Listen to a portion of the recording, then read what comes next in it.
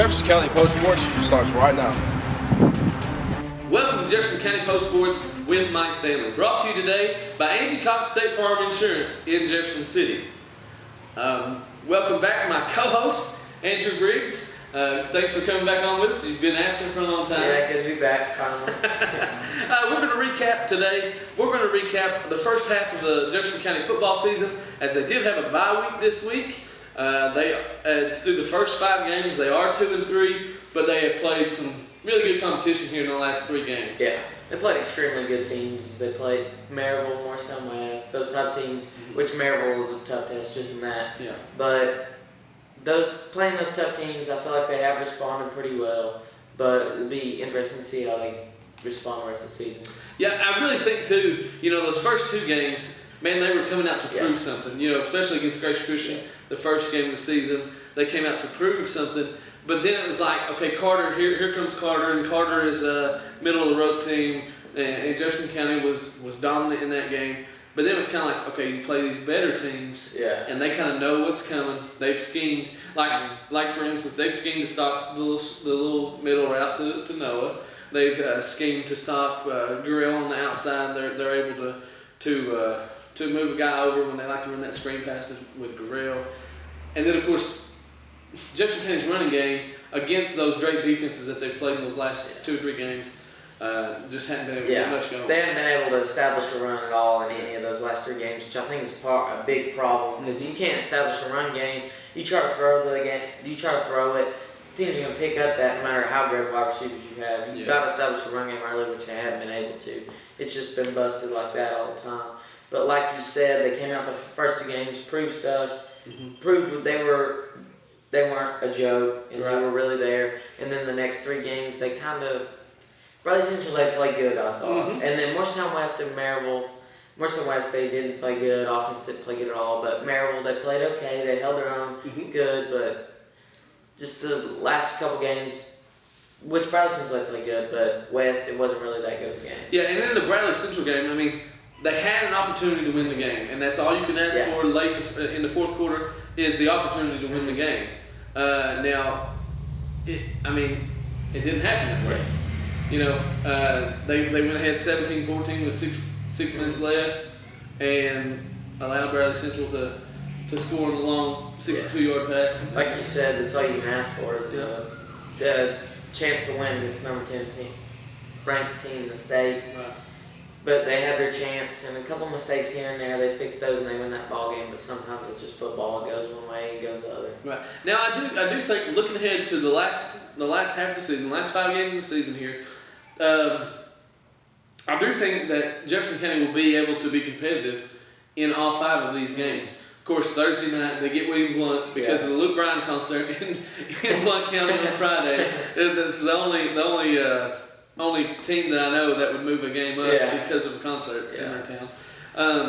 But Luke Bryan's going to be there. But so they play William Blunt Thursday, and I think that's a good opportunity for Jefferson County to get back on the winning side. I completely agree. I think it's an extremely good opportunity to get back 3-3, which would be big for Jeff County. They get that win on the road there, and get some confidence moving forward. Because right now, you can kind of tell they're struggling for confidence. So we lost tough from Bradley Central at home, but they go win on the road. It'll be like get them some confidence moving forward and be ready to play. Right, and then you get Hardin Valley right after that.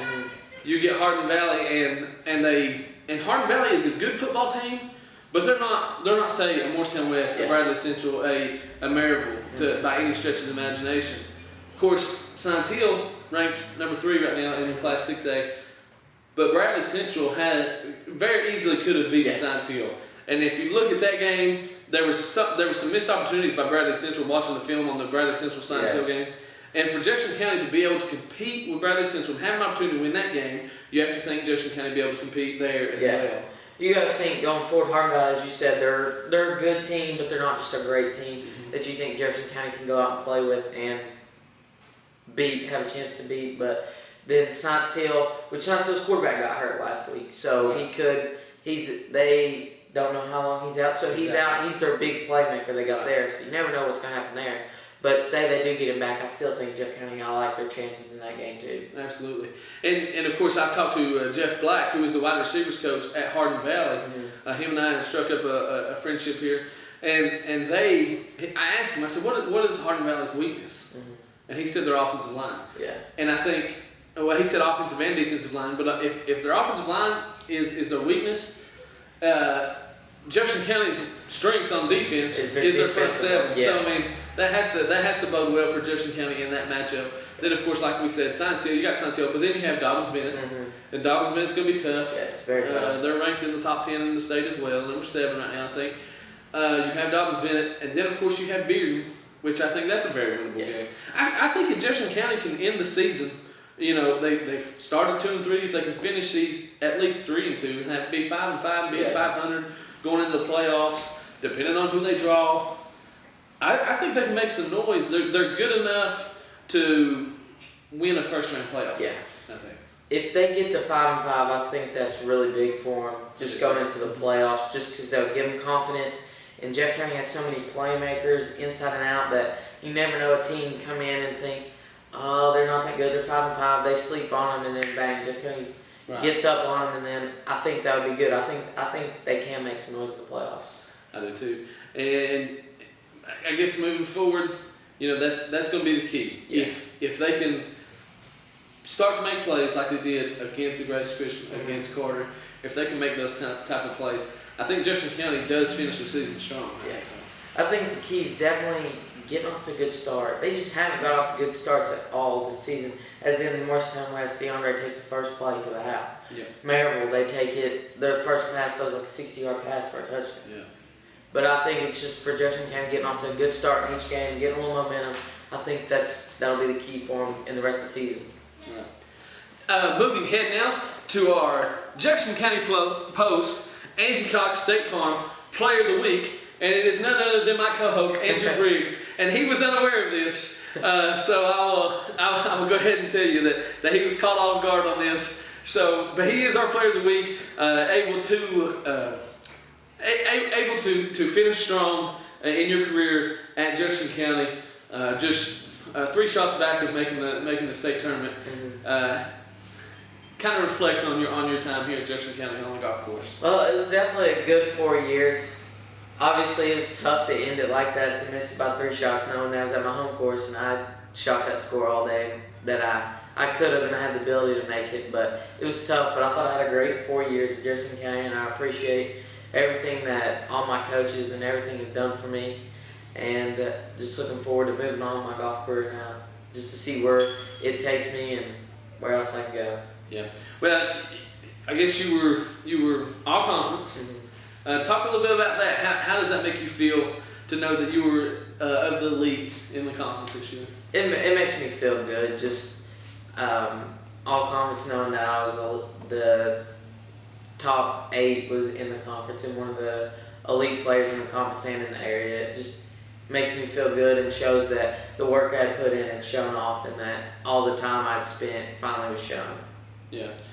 Okay. Now you said moving forward with your golf career, I know you have the offer from Milligan to continue your career up there to play golf, and we're hoping for more. Yes. Kind of talk about the expectations of yourself moving forward, going into your college career.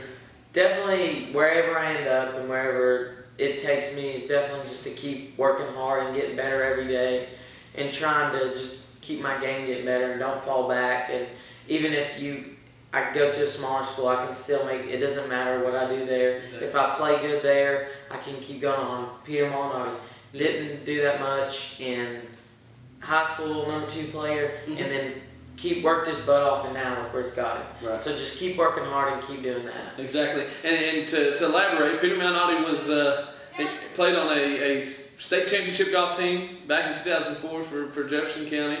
Wasn't even the best player on his high school golf team. Goes ahead to the University of Missouri. Now, like Andrew has said, he's on the web.com tour, and he has earned his PGA Tour card. So he will be playing on the PGA Tour next season. And he's been just he's kept improving, and we might be looking at the next one right here sitting next to me. I hope so. Well, thank you, Andrew Briggs, our Jefferson County Post, Angie Cox, State Farm Player of the Week. Thanks, Mike. Welcome back to Jefferson County Post Sports with Mike Stanley. We now move into our Big Orange Breakdown portion of the show, brought to you today by Volunteer Spirits, located at 921 Highway 92 in Jefferson City, reminding you, if you drink, please drink responsibly. Of course, Tennessee now losing to Florida for the 11th straight year, and this one, just to be frank with you, it really hurts. Okay, it hurts even if you're not a fan of Tennessee. So speaking with my mother-in-law after the game, she's a big Kentucky fan, and she said, Mike, I was crying too when they lost. So I mean, this is how bad this one hurts. I can imagine Big Orange Nation out there how you guys feel, and I have to be honest, I feel the same way. Okay, it was another heartbreaking loss. Golly, but to have a 27-14 lead so late into the fourth quarter, and then of course them scoring, and then of course the game-winning touchdown. Just the way it happened, the way it came out, you kind of knew that's where it was going. You knew when Butch Jones said, "Hey, we're going to go for one here, up 26-14." You knew then, if you're a Vol fan, you kind of saw the writing on the wall and said, "We've seen this happen before," and that's exactly what happened. Missing the field goal, the long 55-yard field goal, just barely wide right. It was so close, and you have to give Aaron Medley credit on that.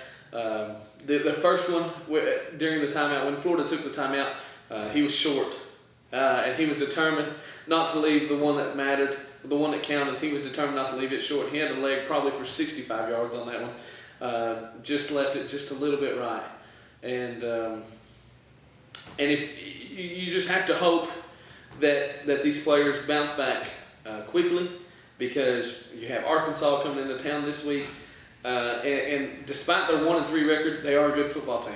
You know, they have very many weapons that can cause Tennessee to have fits all evening long, and it's just something that keeps building. If you're a Tennessee fan, you have to, if Tennessee's able to recover from this loss against Florida, such a heartbreaking loss for the second time this year. If they're able to do that and rebound and play a good game against Arkansas and come out victorious, then you have optimism for the rest of the season. If they're not, if they drop this game to Arkansas, it really could start to get ugly for Tennessee. Many people had them as the East favorite to win the SEC East, but you have to think, if they drop this game, they drop to 2-3, and then you're staring 2-5 right in the face, because you have Georgia and of course Alabama after that, and some tough games. Kentucky, I'll give credit where credit is due. Kentucky is a good football team right now, beating South Carolina and Missouri in back-to-back weeks, or of course dropping Florida in between there, beating South Carolina and beating Missouri. They are playing good football right now. So that game at the end of the schedule is not a gimme game for Tennessee. Vanderbilt is playing better right now, so that's not a gimme game anymore for Tennessee. You just have to keep on looking at the schedule, and you think, if Tennessee doesn't rebound nicely, if they don't get back on track here, they could be in for a season that not many of us saw.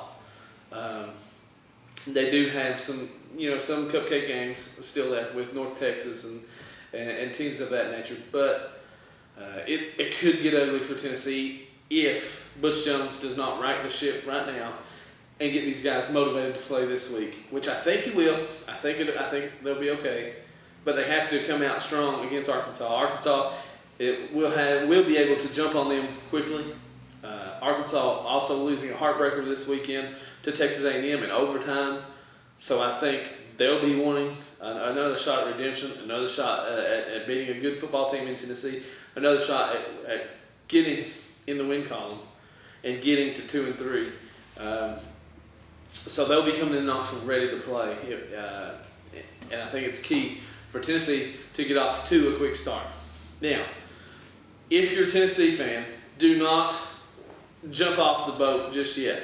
Okay, still early in the season. We're only 4 games in we're a third of the way into the season. It's a 12-game regular season.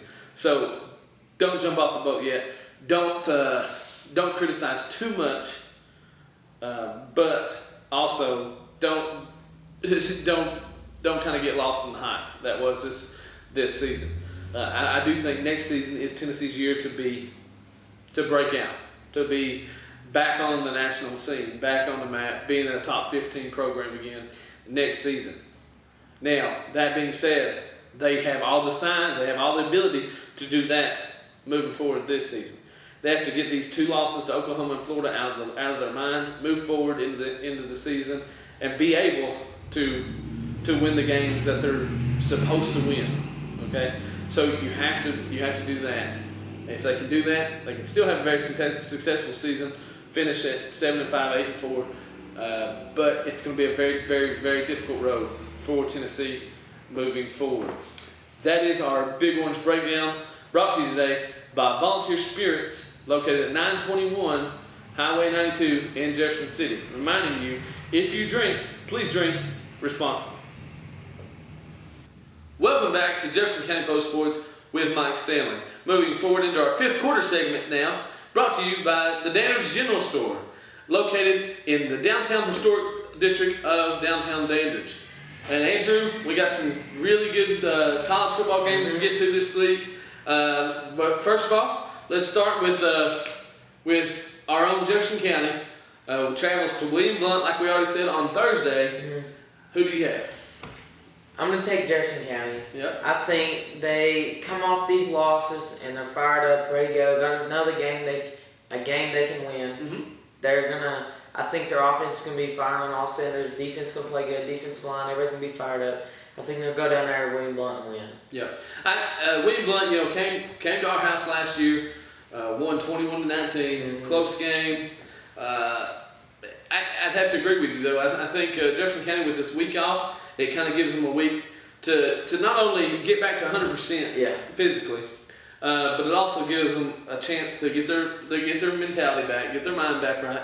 I think they go back, and I think they win big at William Blount. Honestly, I think that they go out. It's kind of like the game at Carter. They win that game by about 3 touchdowns, and people have big games, and I think you're going to see that, and I think Jefferson County comes out victorious big in that game. Now, our neighbors, just to the east of us in Hamlin County, they have their battle of Morristown, Morristown East versus Morristown West this week. And unfortunately for the city of Morristown, this game is probably going to be one-sided. Yeah. I don't think it's going to be much of a game. Maybe for the first quarter it might be a game.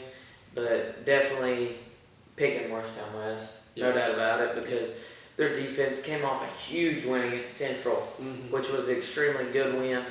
And East is just not good this year. Right. I mean, they're not bad, but they just haven't played good this year. So I think West beats them big time. I think so.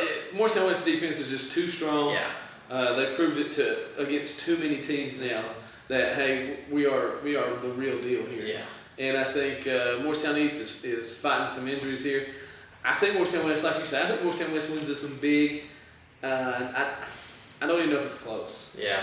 I don't think it's close at all, like you said. Yeah. Now, moving ahead into the college game, we have some really good games this week. Let's start out with Ole Miss and Florida. Florida travels to Oxford, so that's going to be a big test for the Gators. Yeah, Florida coming off a big win against Tennessee, which was a very emotional, draining win. I just don't think they can pull off the upset at Ole Miss. No. I think Ole Miss is too good of a team. I think Ole Miss wins big. I do too, and I will retract my statement. It is Ole Miss at Florida. Okay.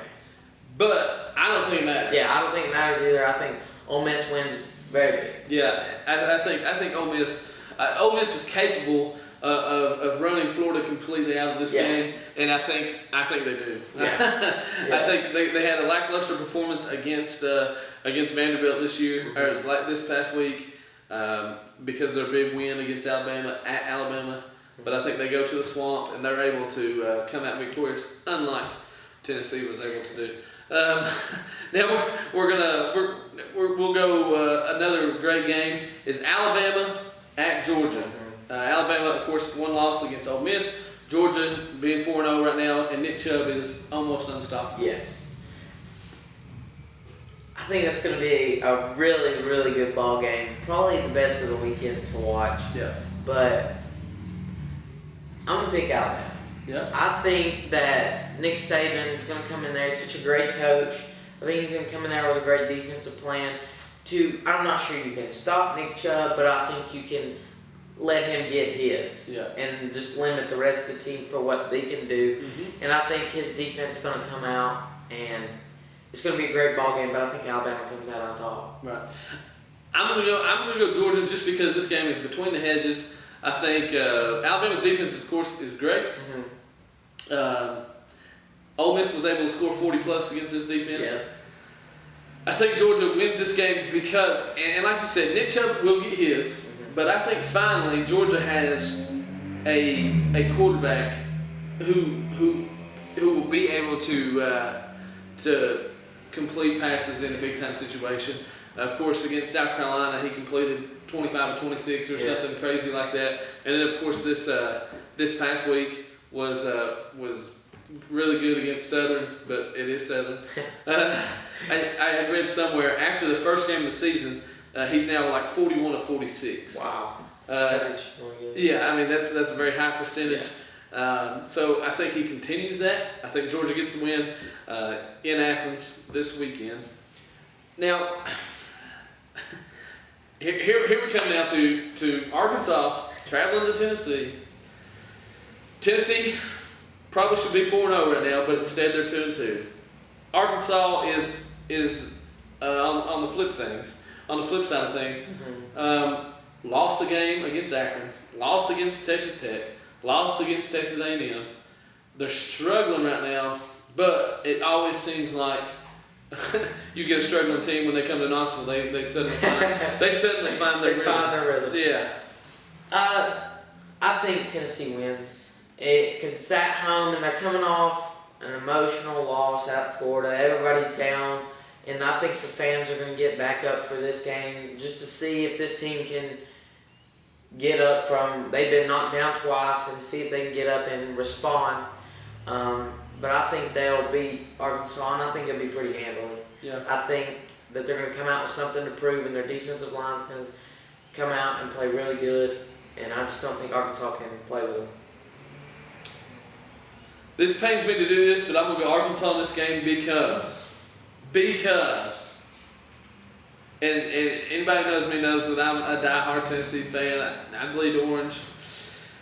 But Tennessee, come off the Oklahoma loss, started slow against Western Carolina.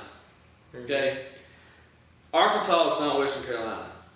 If they start slow against Arkansas, much like they did against Western Carolina, Arkansas can already be up by a couple scores. And how does Tennessee react? You know, they've been gut punched twice this season now, being ahead by 2 scores in the fourth quarter. And I think Arkansas is going to come out, and the way they like to run their offense is that, hey, we're going to run this ball down your throat, we're going to smack you in the mouth. Will Tennessee be able to recover and get up for it? I hope they can, but the way things are kind of going this season for the Vols so far, I think this is just going to be another gut punch, if you will. Yeah. But I think Arkansas runs it down Tennessee's throat, and I hate to even say that, but I think Arkansas wins this game because I don't know the mindset of the players right now. Yeah. You know, you had Todd Kelly Jr. tweeting last night. He said, "I'm so sick and tired of being sick and tired." Yeah. You know, so it's kind of like, what does that mean? Do something about it. Don't just talk about it. That's all they want to do is talk about it. I'm tired of this, tired of that. They got to go out there and prove it. They have to. And like I said, I hope they can. If they're able to beat Arkansas, I think they can bounce back and have a good season. Mm-hmm. But it starts with Arkansas. Yeah. If they can put the loss against Florida, which was such a painful loss, if they can put it behind them, maybe they can bounce back and have it in the season nicely. Mm-hmm. But for Andrew Briggs, I'm Mike Stanley. Thank you guys for watching.